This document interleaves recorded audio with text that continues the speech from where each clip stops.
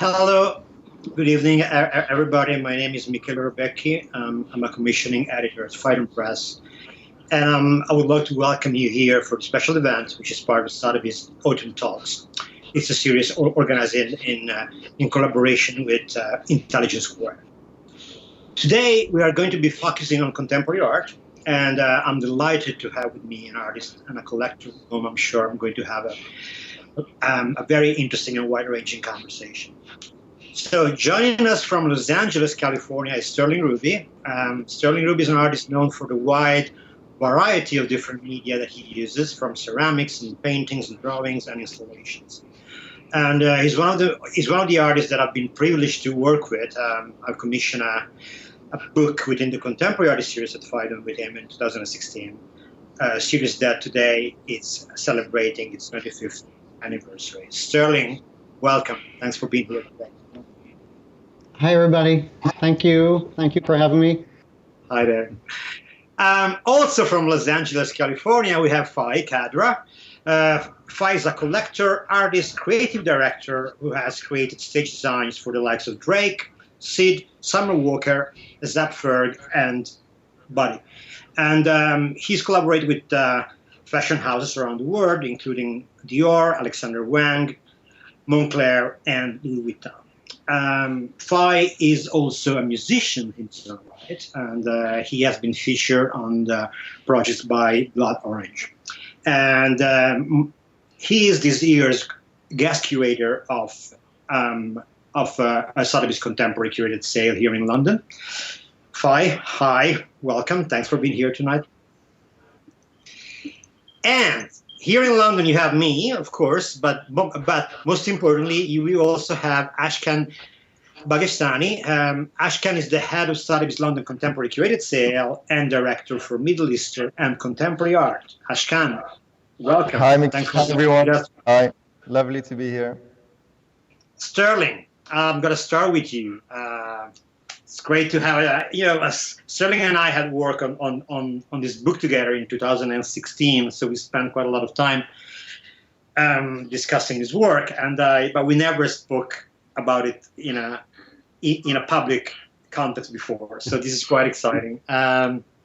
So, Sterling, I guess I would like to start by talking about something that stayed with me during our many conversations, which was your early career trajectory.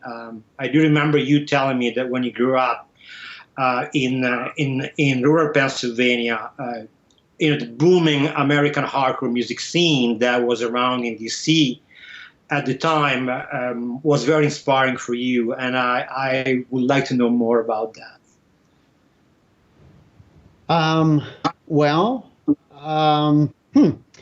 Yeah, I grew up in an extremely small, rural, predominantly Amish part of Pennsylvania. It was extremely conservative and predominantly white. And there were very, heavy set, kind of community beliefs, specifically towards men being laborers and women being sewers. And, this was something that, that in of itself, I always wanted an out. And, my parents knew that. And they had this rule that I could go to Washington, D.C. or Baltimore on the weekdays, as long as I got up in time to go to school. So, I had a lot of friends who were older and who drove. This was probably during the early, or mid 80s to early 90s. This would be the Reagan and Bush years, really. And I was lucky enough at a very early age to kind of, start to see this scene, blow up over time. And I was lucky enough at that age to be able to see bands like Minor Threat or Bad Brains, Black Flag. And, it hasn't really been until recent, probably the past 10 to 20 years where I've realized that had a significant, kind of importance to me as an artist. There was no art where I grew up. There was only craft. There was no music scene, and so to be able to get out and to experience this had a lot of impact on me, not only from the kind of political aspect of that, but also the kind of visual culture and the DIY movement, such as posters and flyers and albums. Yeah. Yeah. No, I do remember, especially Raymond Pettibon famously designed the Black Flag logo that you mentioned, which was so impressive to me. This kind of these four pistons conveying this sort of movement, and at the same time representing the Black Flag. Right. Yeah. I mean, for me, there was. I didn't actually realize that was happening. That I was being kind of like entered into a movement that had a lot of politic and kind of this kind of stance against the government and against America and against this kind of middle conservative kind of ideology that was so prevalent at the time, and it's weirdly so prevalent now. Yeah, indeed. Fai, would you like to tell us a bit about your background?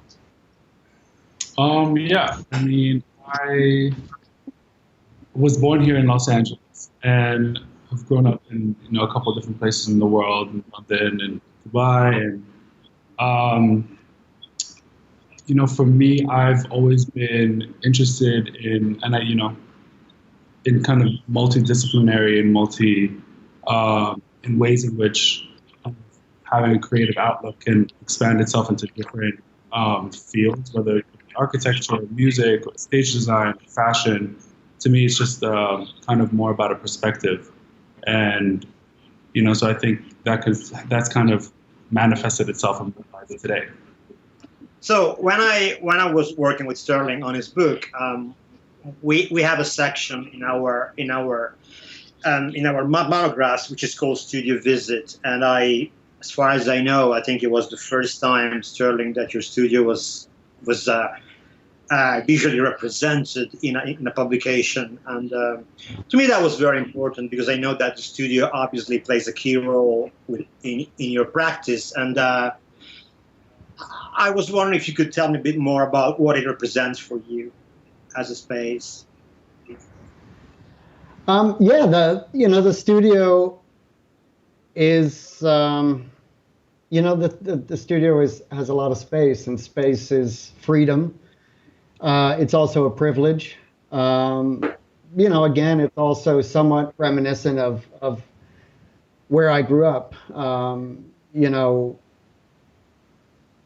We had no neighbors. There was miles and miles and miles of land to the next neighbor. It took me an hour on a bus to get to school, and so this idea of expansive space was something that I kind of yearned for. After having really solidified my time in Los Angeles. My wife Melanie had done a Chinati residency at the Judd Foundation, and I went down and I came back to Los Angeles wanting what he had kind of set up for himself, which was space. And over the course of a number of years, we found a building that, was large enough to almost recreate this kind of Bauhaus model that, I could have rooms in different production areas for different mediums. It's definitely, again, like this kind of thing that I think a lot of artists my generation and even younger are kind of considering, after having such a kind of conceptual, performance-based history prior to, my coming of age, I guess. There was something that was very desirable about making something and about working with materials and kind of setting up a studio space that you went to every day and spent time in. Fai, you've been to Sterling's studio, right? What impression did it have on you? Yeah, I have been to Sterling's downtown LA, and I was honestly extremely impressed by just that, what you're talking about, is the amount of space you had and the way you were able to kind of compartmentalize each area for a different medium. But then for me, was really interesting was kind of walking through the different spaces and seeing how the different mediums started to kind of inform each other in different ways, and how some of the soft sculptures then became bronze sculptures outside, and but still had the same feeling. And I think you're very. I notice you're very organized with all the ceramic tiling and all things really well organized, which is I think is great, because the studio sometimes can be super messy. So you kept it really pristine. It's been nice. A curator a few years ago actually, kind of explained it to me. He was like, "Well, you're a Quaker, you have all of this orderly, kind of conditioning to you that you wind up even your messy space are compartmentalized." Yeah, and I think what was really interesting was seeing how alive the studio was. You had a photo shoot going on at the same time for your brand. In a different room, there's ceramics being in the kiln being made, and it felt very alive and really kind of like a great experimental space for you to kind of work. Thanks. Thank you. And Fai, obviously you are a huge fan of Sterling's work, and I think you own one of his pieces. Is that correct? Yes, I just actually bought from Sotheby's stalagmite piece, which is right there, and I've always loved the series just because of how ambitious it was, and looking at it online, I thought, okay, it looks about 12 feet tall. Fits right into the house. And after I purchased it and really looked at the dimensions, I realized it's 19 feet. So, Fai, well, let's bring Ashkan into the conversation. Fai, how have you met Ashkan? Well, Ashkan actually reached out to me a little bit ago to potentially participate in the contemporary curated series, and I always thought it was a really interesting series, and I always loved the idea of having somebody curate a sale, and I think our goal really was the sale was really to open it up to a younger audience. A lot of times these sales have such incredible masterpieces, but they start at millions and millions of dollars, and so they sometimes feel inaccessible or just unattainable in some ways. And so I think our goal with this sale in particular was really to have works by great artists, but some works that were more accessible to a younger audience or a new collector, because that's who I am as well. So it felt really honest and really true to that. So I'm really proud of it, and I'm right. Well, we were very excited when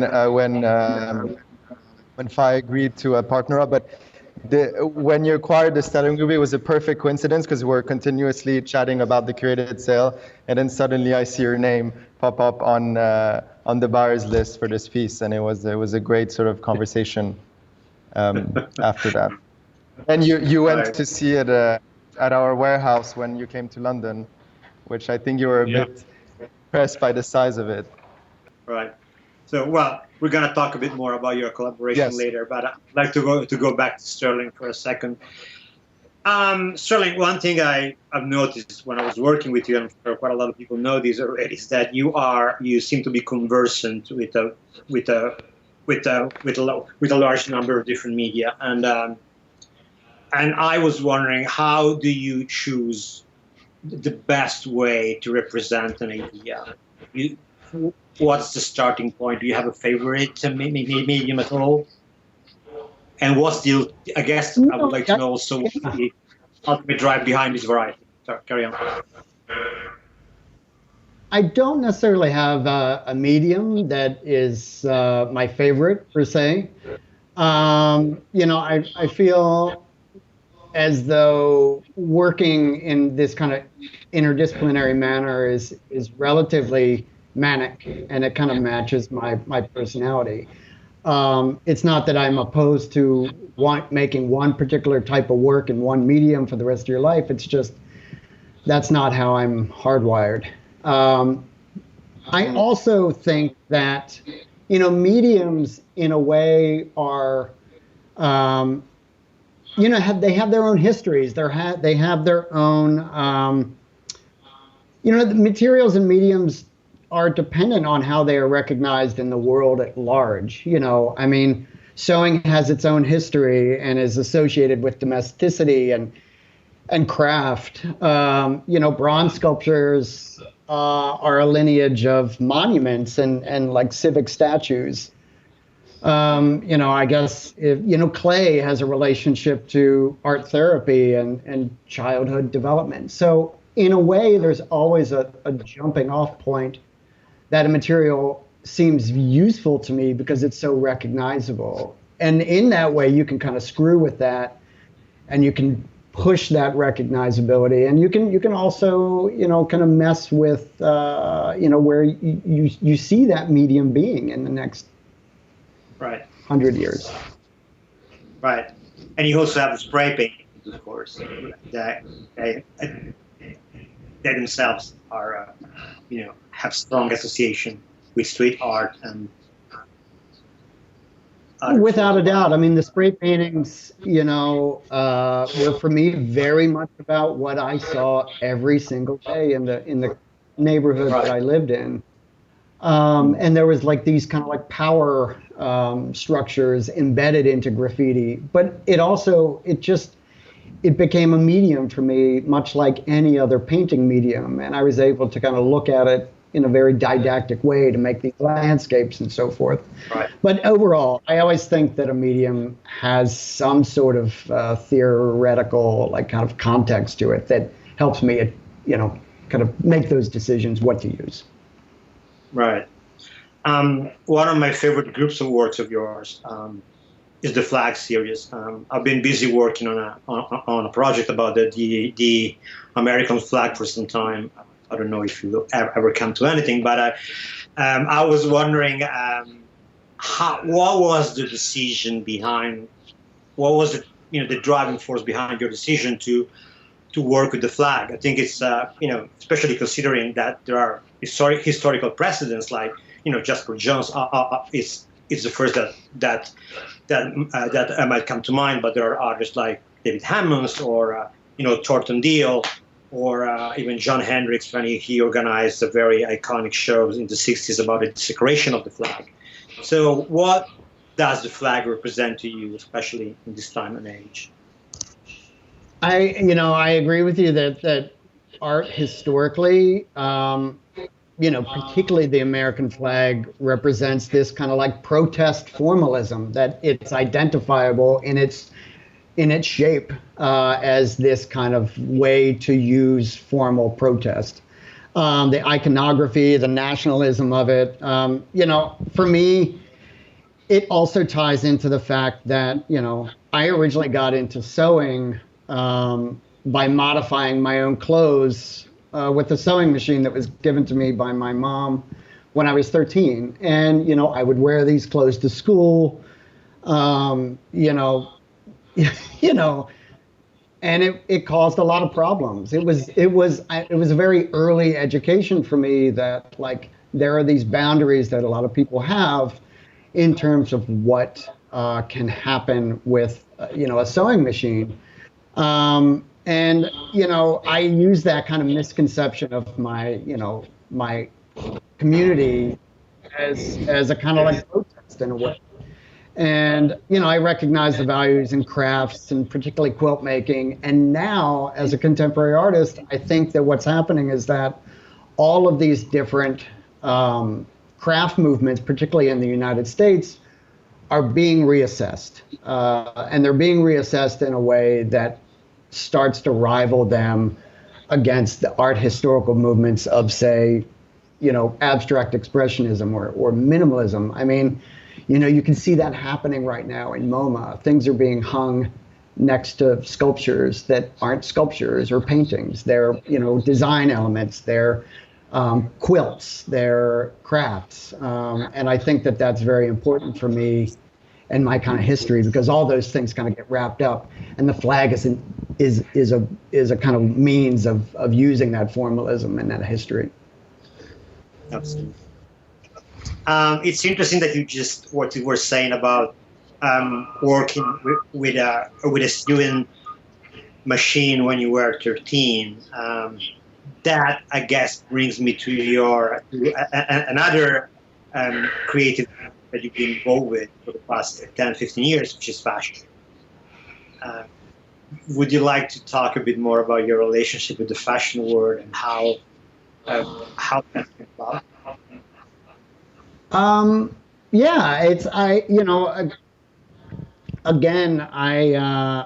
guess I was participating in fashion when I was 13, and I just didn't know it.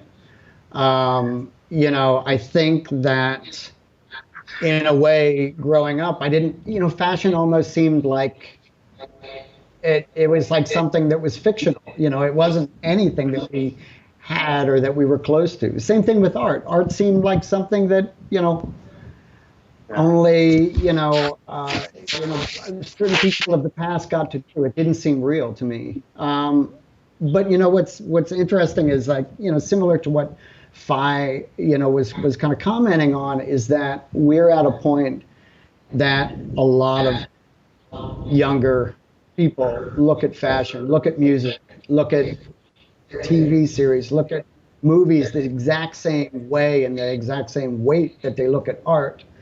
And, it wasn't until, I met all of my future friends, like Ralph Simmons or Rick Owens or Michele LeMay, Mathieu Blazé, Peter Mulier, who all kind of taught me that, their thought process and their construction process was just as vigorous and just as, kind of theoretical as any artist, that these things were thoughtful, and it was a way for me to make something that people could wear almost as a performance, and also, again, like Fai was saying, something that could be attainable from a much larger, maybe even younger audience.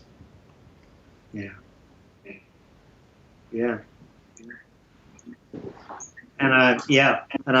Well, there you go. That's why the answers.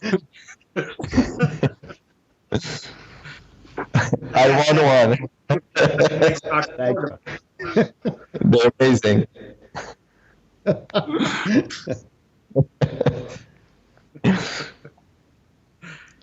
And well, Fai, I guess tell me more about that. Tell me more about your how you gone about collecting.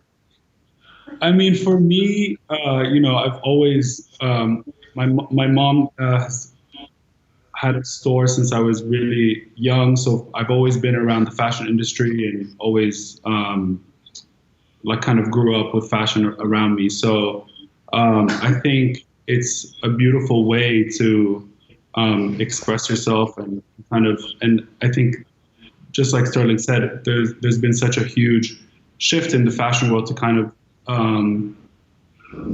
like hug art, in a sense, like even the way, I think Kim, as the artistic director of Dior, every season is almost a different artist collaboration, and I think that's just, a pioneering way in the way fashion and art have kind of become married in a sense, and they've always been married, but I think just maybe more obvious today.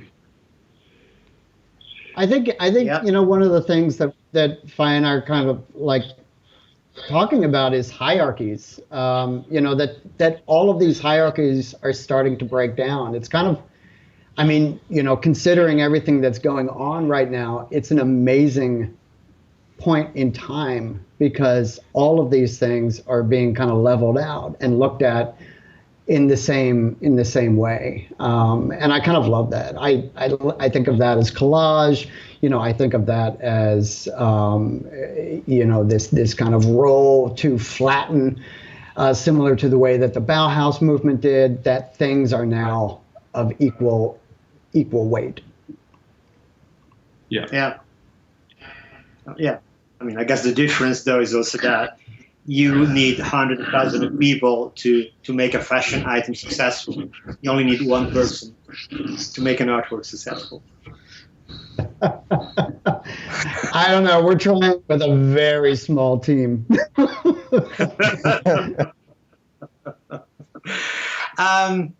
Well, as I was saying before, Sterling and I worked together on a book within the Contemporary Artist series, and to me that was a particularly rewarding experience for a number of reasons. And one was that up until then, Sterling, you mostly made project-oriented books.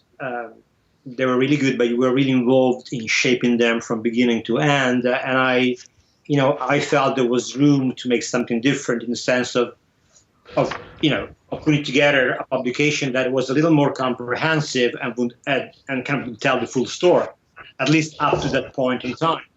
But of course, I understand that every time I invite an artist to work with me, I understand that the series has a very strict format. There are 6 chapters. And so there are very, very specific guidelines to follow. And I was wondering how did you feel about that? How did you respond to that when you got the invitation? I was very happy when you invited me to do it. For me, books are like, they're very important to me. I mean, Michele, you and I are from a generation that we didn't have, Google searches, when, we were at a particular age. And books were always, to me, something that was accessible and visual and, almost as a means of collecting the same way that you would collect a record it's also, I remember the Phaidon Contemporary Artist series because it's the first time that I bought a Jenny Holzer book.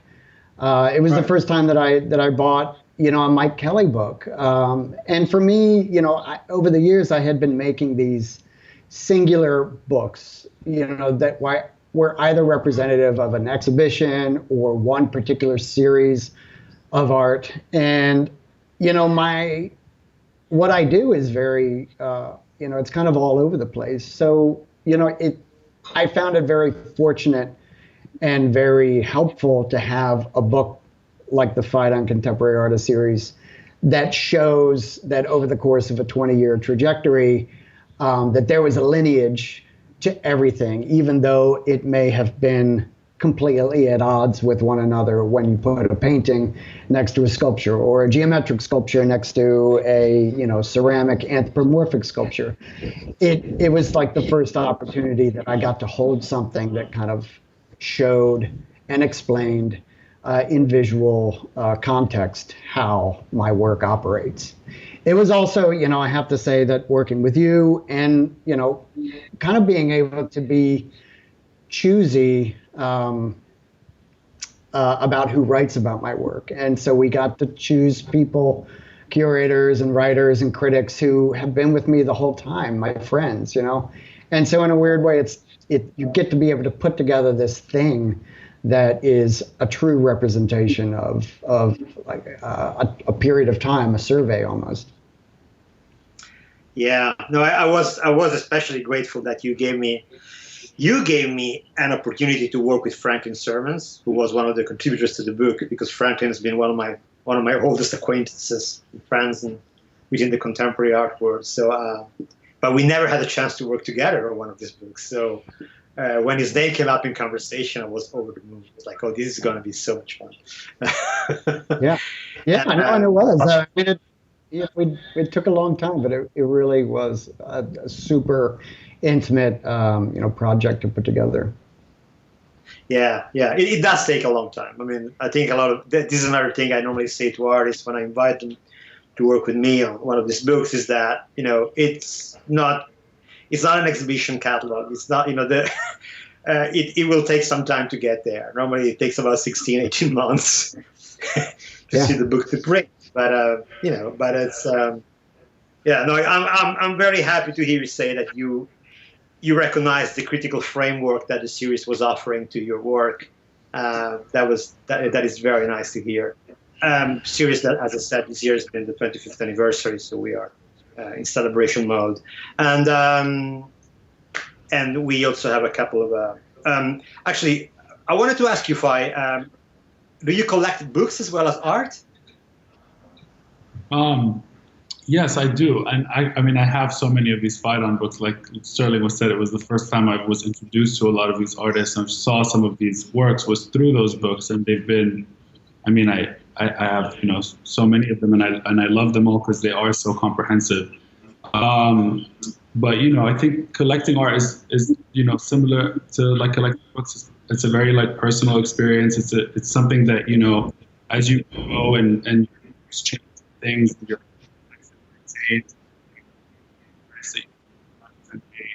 want to acquire work change, and I think that's part of the beauty of collecting. And I think, you know, once you start really living with art in your home and art around you, just becomes addicting. And I think, you know, you just kind of want to accumulate more and more. Michele, what are your upcoming artists for the contemporary series? Sorry? What are your upcoming artists for the... Oh, books coming out within the contemporary artist series. Oh, thank you. Well, we have the next two to come out are on Cecily Brown and Adam Pendleton. They're just being released right now, actually, as we speak. And we have another one coming up next spring, and that's a monograph from Jim Hodges. So these are the next three in line. It's always a little confusing for me to say exactly what I'm working on and what is coming up, because I'm normally on something like 16 books at the same time. Obviously, they're all in different stages. Some of them are just being commissioned. Some of them are in the process of being designed. Some of them are about to come out. But yeah, these three are the ones that are next in line. And Ash, so since you asked me a question, I'm going to ask you a question. It's about time. So tell me more about Sotheby's contemporary curated. So they're sort of bi-seasonal sales, and I love working on these projects because every sale has a different identity depending on the guest curator we have, and they've been going on for a few years now between New York, London, and Hong Kong. And we wanted for this fall sale to think of something a bit different, and that's when Fai came into the picture, where we wanted someone that speaks to the new generation. And I've been following him throughout his Instagram account, his posts and his passion for arts, and I thought, you know, he has a very interesting background between Dubai, London, and LA, and talking to this LA scene, but also knowing very much what's happening in London. And I thought the collaboration and the synergy between both cities would have been very interesting. So we got in touch, and when Fai was in London, we met and we discussed, and he kept telling me that Donald Judd and Bruce Nauman were really his favorite artists, and we should try to focus on those. So we try to get those artists into the sale, but it was a bit more complicated. But we have a great sort of rostrum of works, including this wonderful Damien Hirst behind me. And we were just very excited to collaborate with someone. Very hard to miss. And it actually spins. I've turned it off so it doesn't hurt anyone's eyes. But no, and it's great. You know, these projects are great because, again, you get to have a different flavor for every sale. And we had in the past Massimo Bottura, for example, in the famous chef, and he related his cooking and his passion for the arts and arte povera to what he does, and so it's great. They're really fun projects, and it was great working with Fai on this, and to see what his eye is, and try to work together on establishing a nice group of works and promoting them together. And this is actually a Palestinian artist who just had a show in Korea, Shomali, and yeah, so we have about a few days left. The sale is on the 24th of November in London, and fully online. So I invite you to go have a look and take a peek. Fai, how did you feel when you were invited to be the guest curator for this year? I mean, it was definitely like an honor to be invited to do it. I've been following the other people who have done it in the past, and I've always loved the series. And I think, like I said before, I think it was really important for me to kind of try to have a sale that felt more accessible and felt younger in a sense for people to be able to really participate in the sale. Right. And the contemporary curated sale in London is on the 24th of November. All right. Next Tuesday at 2 p.m. Okay. Yes. We have a limited preview, but unfortunately it's not open to the public. But we'll put as much as we can on social media. Yeah, I guess that brings me to the next question for you, Sterling, and that is, in normal circumstances, I would ask you about your upcoming projects. But, circumstances are not normal, as we all know. This has been a very particular year. And I guess I'm curious to know how you've been dealing with the current climate. Did it kind of contribute to, reshaping some of your ideas or future plans? I guess, to a certain extent since March, everything has really changed for us. I think, by the time the end of April came around, I don't know, I had this sense that, all of this should be this kind of reflexive and even self-reflexive kind of time to kind of reassess where everything was and to kind of slow down. I really, in the end, I kind of very early in this, thought it would be a shame if after all of this, everything just went back to the way it was or went back to normal. And I think it's going to have a lasting effect on not only me, but probably a lot of the people that I work with. And we are going to do things differently. But it really has just been a time for me to slow down and kind of step back a bit and kind of reassess how to move forward. Fai, same question? I agree. I think it's been such an important time to really kind of just take a look at the way we were moving. I think at an unprecedentedly fast in terms of lives, flight around in a really fast-paced way. And I think this time has really forced everyone to kind of step back and reassess and prioritize all the things that really are important. And I think that's super important. And I think having these difficult times only creates for better art, really. A lot of, just when we look at art history, it's kind of going through the Great Depression or all these different movements, artists have really taken on those difficult subjects and have created beauty out of it and have created incredible works out of it. And I think, for artists to take the time right now to really digest this time, and then, in the next coming years or in the future, is to really then be able to reflect on it and create works that, speak to the way they felt during this time. Right. I guess, Sarah, that brings me to something kind of unrelated. But how did you start collecting? Well, I think my parents are collectors, and I think I've always kind of grown up around art, and I've always kind of wanted to start my own collection. So it was always interesting to see, going to different museums and going to different galleries, all the kind of pieces that I would one day hope to live with, of course. And it was. It's still a process. I mean, there's a place here in LA that I really love, and anyone that comes to visit me in LA, I try to take them to. It's this place called the Weizmann Foundation, and it's this home in Beverly Hills and he was just a great collector really early on, and has, since his passing, has turned his home into a foundation.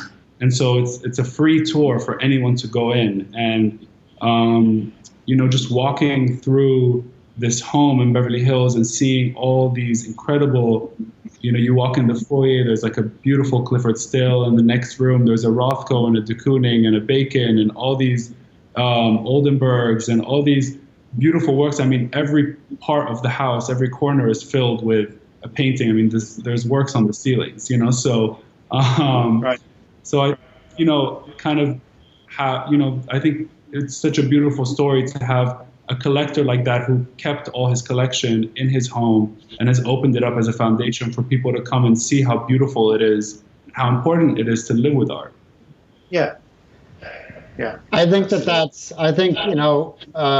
Fai's gesture of wanting to live with art is actually, I mean, for me, a very important kind of intimate, message. I mean, as an artist, I really love the fact that, that you might install a work of mine in your home in this kind of domestic, intimate setting and walk by it every day and kind of sometimes ignore it, sometimes glance over from the TV and look at it.